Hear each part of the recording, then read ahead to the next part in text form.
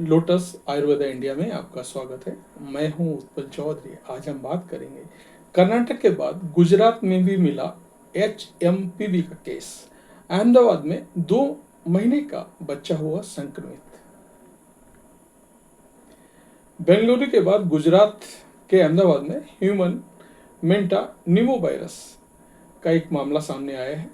अहमदाबाद के चांदखेड़ा इलाके में 2 महीने के बच्चे में इस वायरस का संक्रमण पाया गया। नवजात का यहाँ के एक प्राइवेट हॉस्पिटल में इलाज चल रहा है।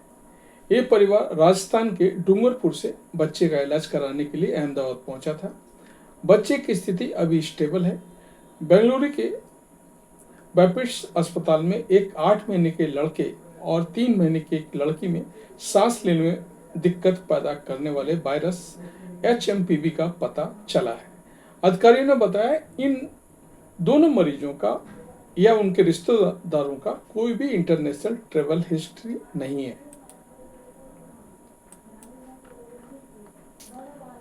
चीन में वायरल इन्फेक्शन की वृद्धि में रिपोर्ट के बीच में ये मामला सामने है जो ह्यूमन मेंटानिमोवायरस से जुड़ा है।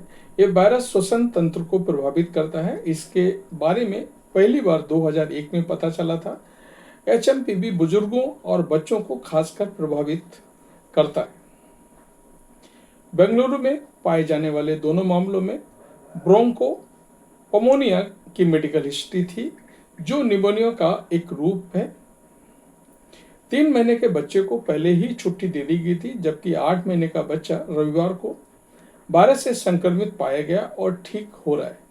भारत सरकार ने लोगों से ना घबराने की अपील की है और कहा कि HMPV कोई नया वायरस नहीं है।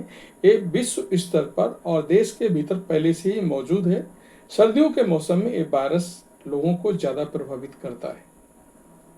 दिल्ली के स्वास्थ्य अधिकारियों ने एक एडवाइजरी जारी करके अस्पतालों को IHIP पोर्टल के माध्यम से इन्फ्लुएंजा जैसी बीमारी और सांस संबंधित गंभीर संक्रमण के मामले को तुरंत रिपोर्ट करते हुए निर्देश दिया है। सांस संबंधी समस्याओं से ग्रसित मरीजों के लिए आइसोलेशन अनिवार्य कर दिया गया है।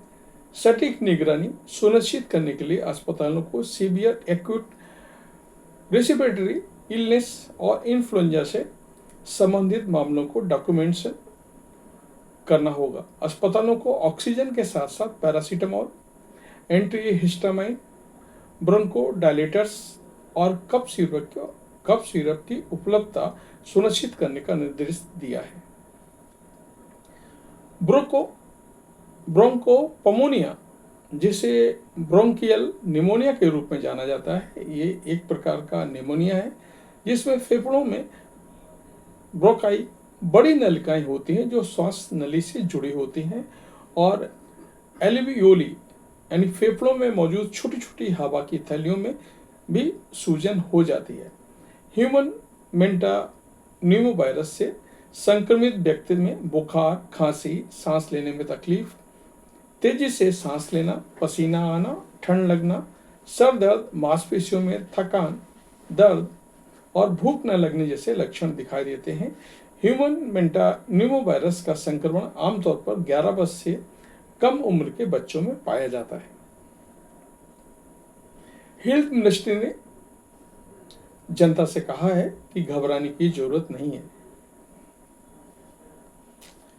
गुजरात और कर्नाटक के सामने आए HMPV के मामलों में केंद्रीय स्वास्थ्य मंत्रालय ने कहा है कि ये डिजीज नॉर्मल है, इससे घबराने की जरूरत नहीं है।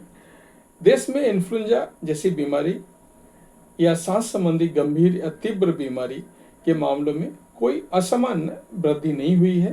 बेंगलुरु में 2 HMPV मामलों की पहचान की गई। ICMR की मॉनिटरिंग के माध्यम से की गई है। बच्चों में HMPV के संक्रमण चिंता की बात नहीं है। कर्नाटक के हेल्थ कमिश्नर हर्ष गुप्ता ने कहा कि शिशुओं में HMPV संक्रमण मिलना सामान्य नहीं है, असामान्य नहीं है। उन्होंने लोगों से अपील की कि उन्हें घबराने की कोई बात नहीं है। उन्होंने कहा पहले भी हमने कई मरीजों में HMPV संबंधित मामलों की पहचान की गई जिसमें कोई भी चिंताजनक बात नहीं है और किसी को भी घबराने की ज़रूरत नहीं है। लेकिन मैं आपसे बोलना चाहूँगा, अगर आपके परिवार में, आपके फैमिली में कोई बुजुर्ग है या बच्चा है, उसकी साफ सफाई का ध्यान दें।